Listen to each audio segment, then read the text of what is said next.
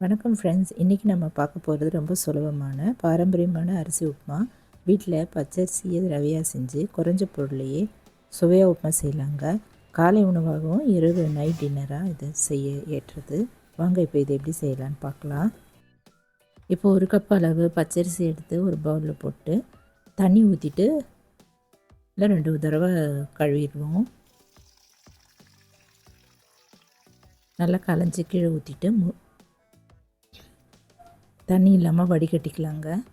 வடிகட்டிட்டு ஒரு துணியில் இதை போட்டு நல்லா பருத்திட்டு காய வச்சிடலாம். அரிசி ஈரம் இல்லாமல் நல்லா காய வச்சுக்கலாங்க. இப்போ இந்த அரிசிலாம் நல்லா காஞ்சிடுச்சு.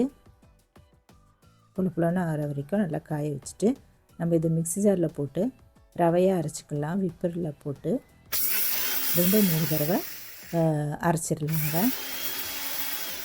அரைச்சிட்டு இதில் இருக்கிற மாவெல்லாம் சல்லடையில் போட்டு சரித்து எடுத்துருவோம்.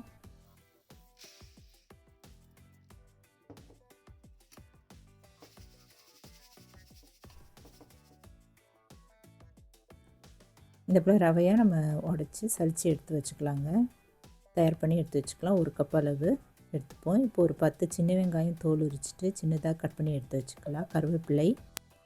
கருவேப்பிலையும் ஒரு கொத்து, துருவின தேங்காய் ஒரு 1/4 கப் அளவு எடுத்து வச்சுக்கலாம். இப்போ அடுப்பில் ஒரு கடாயில் 5 டீஸ்பூன் ஆயில் ஊற்றிட்டு எண்ணெய் நல்லா காஞ்ச பிறகு கடுகு, பெருங்காயம் இதெல்லாம் போட்டு தாளிச்சிக்கலாங்க. 1 டீஸ்பூன் அளவு உளுத்தம்பருப்பு, 1 டீஸ்பூன் கடலைப்பருப்புலாம் போட்டு வறுத்துட்டு இப்போ இது எல்லாமே நல்லா செவந்த பிறகு ஒரு வரமிளகாய், கருவேப்பிலையெல்லாம் கிள்ளி போட்டுருவோம். இதில் காஞ்ச மிளகாய்க்கு பதில் பச்சை மிளகாயும் நம்ம ஆட் பண்ணிக்கலாங்க. இப்போ கட் பண்ணி வச்சுருந்த வெங்காயம் போட்டு நல்லா வதக்கிடலாம். 2 நிமிஷம் போல் நல்லா வதங்கின பிறகு தண்ணி ஊற்றி கொதிக்க வச்சுக்குவோம். வெங்காயம் நல்லா வதங்கிருச்சு. இப்போது 1 கப் அளவு ரவை இருந்தது.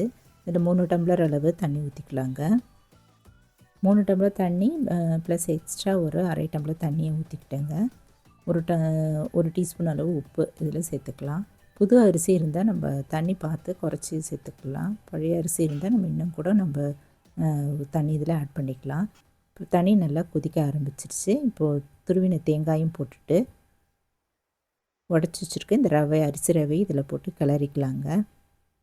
கிளறிட்டு மூடி வச்சுட்டு மீடியம் ஃப்ளேமில் நல்லா வேகட்டும். அந்த அரிசி ரவை நல்லா வேகணும்.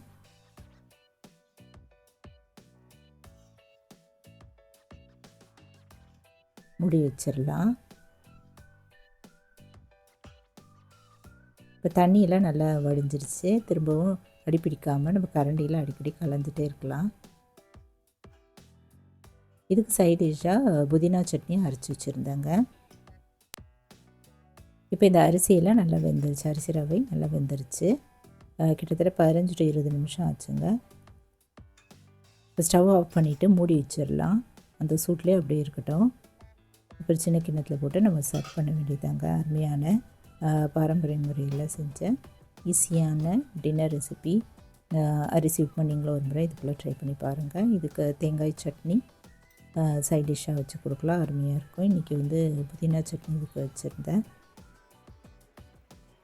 வீட்டில் இட்லி தோசை மாவு இல்லாத நேரத்தில் இது போல் அரிசி இருந்ததுன்னா நம்ம கழுவி காய வச்சுட்டு ரவையாக உடச்சி உப்புமா செய்யலாம். இந்த ஈஸியான டின்னர் ரெசிபி நீங்களும் ட்ரை பண்ணி பார்த்துட்டு எப்படி இருக்குன்னு சொல்லுங்கள். இந்த வீடியோ பிடிச்சதுன்னா லைக் பண்ணுங்கள், ஷேர் பண்ணுங்கள், கமெண்ட் பண்ணுங்கள், சப்ஸ்கிரைப் பண்ணிக்கோங்க. தேங்க்ஸ் ஃபார் வாட்சிங். நன்றி, வணக்கம். நம்ம அடுத்த வீடியோவில் பார்க்கலாம்.